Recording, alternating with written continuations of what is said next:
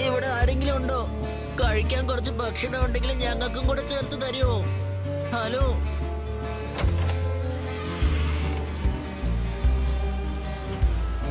Thank you. ഞാൻ ഭക്ഷണം കഴിച്ചിട്ട് കുറെ നാളായി, അതുകൊണ്ടാ. അയ്യോ സോറി മോനെ, ഇപ്പൊ നിനക്ക് തരാൻ ഇവിടെ ഒന്നുമില്ല. ഈ സമയം വളരെ മോശം. ഇവിടെ ഞങ്ങൾക്ക് കഴിക്കാനുള്ളത് കഷ്ടിച്ചേ കിട്ടുന്നുള്ളൂ. നിവൃത്തിയില്ലാത്തത് കൊണ്ടാ വേറെ എവിടെയെങ്കിലും ചെന്ന് നോക്കാം. ആ, ആ. ഇനി എവിടെയും ചോദിക്കാൻ ബാക്കിയില്ല.